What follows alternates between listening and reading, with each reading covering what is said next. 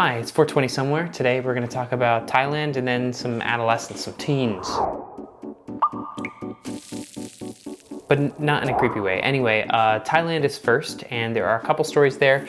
This month was big for Thailand in terms of marijuana because they had legalized marijuana for the first time in the country, the entire country.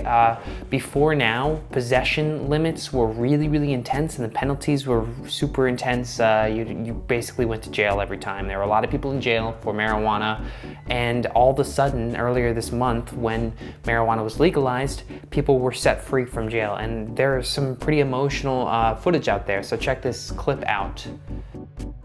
Basically showing over 1,000 people getting freed from jail on the same day this month, which is kind of amazing. It makes you think that if this were to happen in the US, it would be an extremely eventful day. Over 40,000 people would be released if this ever would happen in the US. So this would be crazy, and hopefully we do see something like this happen at some point. It would be really nice to see. But also then something totally left field in the same country, a study that has yet to be published, but the authors are talking about it and explaining the study, showing chicken feed that has marijuana leaves in it makes the chickens who eat this feed less susceptible to disease.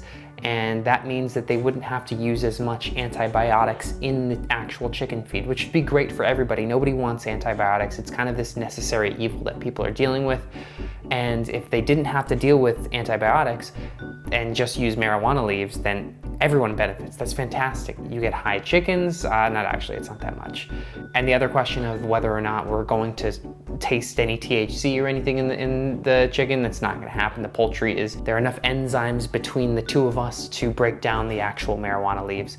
But this is fascinating. I don't think anybody ever kind of expected this to be a ripple effect of marijuana being out there. Anyway, this study, when it does publish, will be very interesting. And of course, it's the first study of an assumed many afterwards that need to be done to make sure that this is the case. This study followed 1,000 chickens, which is a good amount, and studied them over several months and had different kind of sizes of marijuana, different kinds of marijuana, and gave them a bunch of different sorts to find this conclusion. But we still need to see a lot more studies. So maybe chicken feed in the future is just going to be full of marijuana as opposed to antibiotics.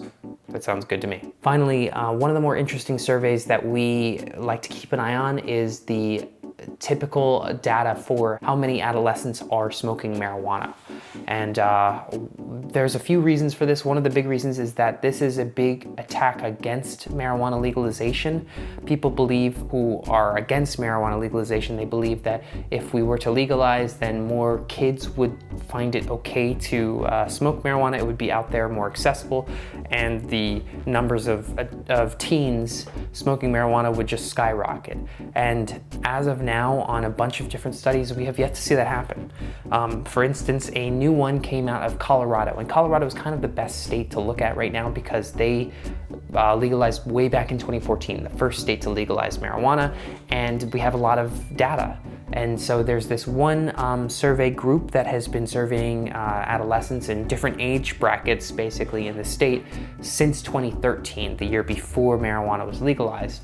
And they have found that in the past year, especially 2021, the amount of adolescents who are smoking marijuana is way down. And that at first is like, whoa, okay, that proves the point. But not really, because we are still in this weird area after the pandemic and during the pandemic where you can't really trust numbers for anything. You can't trust numbers for this because kids are not hanging out as much as they used to, especially in 2021 and especially in 2020. So those numbers are skewed. When kids hang out more with their friends, then they're probably smoking more weed. So what we can see from this study, and I'll put it up right here, is that the younger kids are the blue and the red lines there, and it's showing clearly that there hasn't really been an uptick in marijuana use in adolescence, because we're seeing maybe in 2015 a little bit of a spike, maybe in the excitement after marijuana was legalized in the state, but then afterwards it went down for no actual reason, and then it kind of stayed steady there. So these are good numbers to look look at. And when we have actual 10 years of data, which would happen next year, we can actually kind of make a conclusion. And it'll be interesting to see if it goes up a little bit after the pandemic is completely in the back window. So some people are looking at this and saying that adolescent marijuana smoking is way down. I wouldn't say that at all. I would say that it's at best remaining steady, and that alone is enough to kind of push aside those fear-mongering debates of saying that teens are going to smoke a lot more because of this. Cool, Thailand and teens. And then it's New Music Friday. We have a few new albums out. The big Drake album is out. I would say just stay away from it. It's not worth your time. It's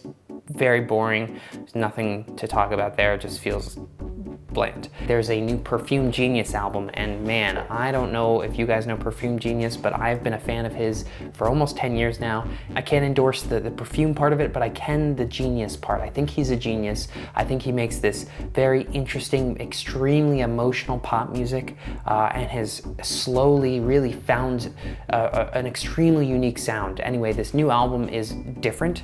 It is not, it's not a standalone piece. It was actually made for a dance, so there's a visual component that we're not really getting, so it does feel a little bit incomplete in that sense, but it then brings you back to his earlier stuff where he was much more somber, much slower paced, and if you kind of really put headphones on and listen to this album, you will get transported into that dance and you'll create your own visuals, and it's so beautiful, and everything he touches is so beautiful, and I love this guy. He's so good. Perfume Genius. The new album is called Ugly Season. And that's that for today. We'll be back next week with more stories. Yeah, okay, see you then.